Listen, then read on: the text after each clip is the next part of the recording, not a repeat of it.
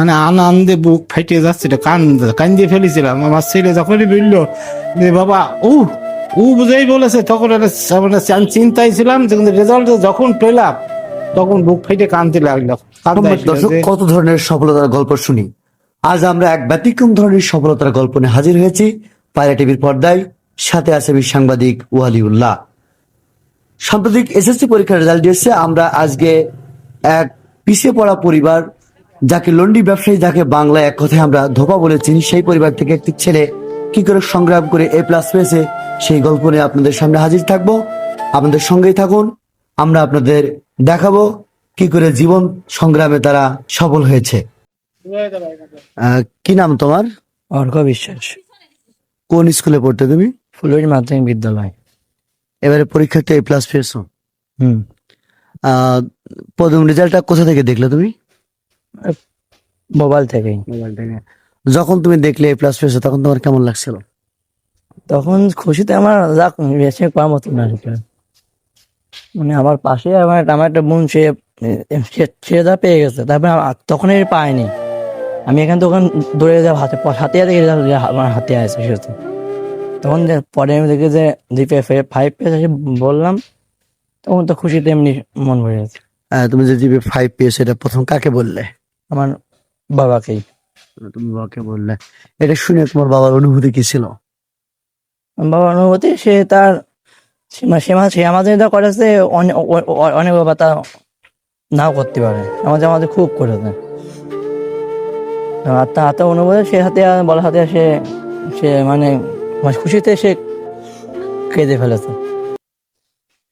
আচ্ছা, আপনার ছেলেতে এ প্লাস পেয়েছে, তো এ প্লাস পাওয়ার সংবাদ যখন শুনলেন তখন শুনে কেমন লাগছিল?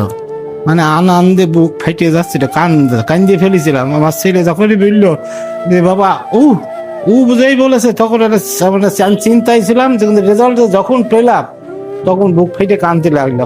কান্দতে আসলো যে আমি কি গরিবের ছেলে, আমার ছেলে এই জায়গায় পৌঁছাইছে। এই প্রথম রেজাল্টটা কোথা থেকে পেলো? বাড়িতে মোবাইলে মোবাইলে পেলো। 10টা 3-4 মিনিটে।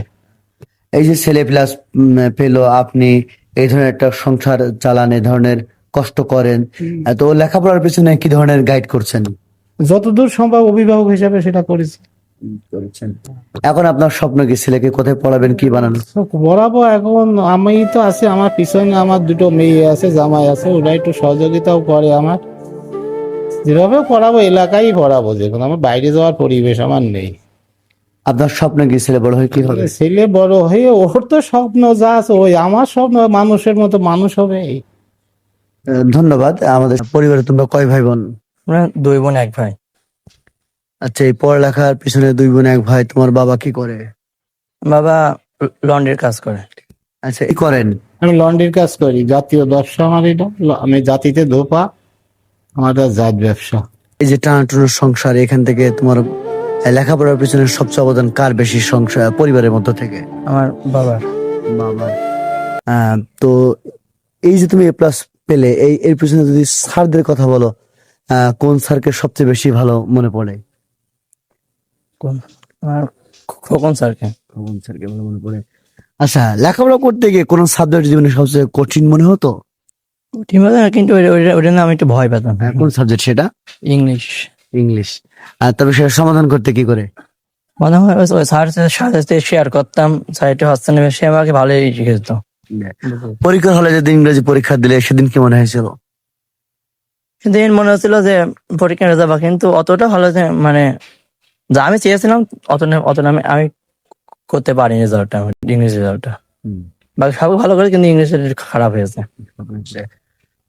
ভবিষ্যৎ যারা পড়ালেখা করছে, দরিদ্র ফ্যামিলি, তাদের পড়ালেখার পিছনে তোমার পরামর্শ কি? তারা পড়াশোনা, তারা গরিব পরিবার, তারা পড়াশোনা করছে, তারা কষ্টে করছে, তাদের সাফল্য পায় আমার তারা। তুমি এ প্লাস পাওয়ার জন্য কেমন পড়াশোনা করতে? দিনে কত ঘন্টা কিভাবে পড়ালেখা করতে? আমার দিনে 5 থেকে 6 ঘন্টা, দিন রাত মিলে 12-13 ঘন্টা মনে যেত। 12-13 ঘন্টা পড়ালেখা করতে।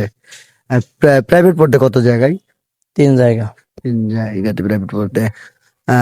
মোটামুটি বাড়িতে আর গাইড করতো কে কে পড়ালেখার পিছনে? মানে গাড়িটি বলতে আমার বাবা বেশি বলতে, আমার যে বড় ভাইটি আছে তারা আমাকে সব ইয়ে করতো। তো আমাদেরকে সাক্ষাৎকার দেওয়ার জন্য তোমাকে ধন্যবাদ। ঠিক আছে। কি নাম আপনার? আমার নাম দীপক বিশ্বাস, ডাক নাম দশরথ বিশ্বাস। সঙ্গে সাক্ষাৎকার দেওয়ার জন্য আচ্ছা। আবার সমাজ দর্শক, আপনারা দেখছেন পায়রা টিভির পর্দায় আজকের সফলতার গল্প। অর্ঘ্য এ প্লাস পেয়েছে, একটা দরিদ্র পরিবার, লন্ড্রি ব্যবসা যেটাকে ধোপা বলে, সেই পরিবার থেকে সে এ প্লাস পেয়েছে। তার সফলতার গল্প শুনলেন। এমন সফলতার গল্প আপনার কাছে থাকলে আমাদেরকে জানান, আমরা সেই সফলতার গল্প তুলে ধরার চেষ্টা করব। আমাদের সাথে থাকুন, পায়রা টিভির সাথে থাকুন, লাইক কমেন্ট শেয়ার করুন। সাথে ছিলাম আমি সাংবাদিক ওয়ালিউল্লাহ।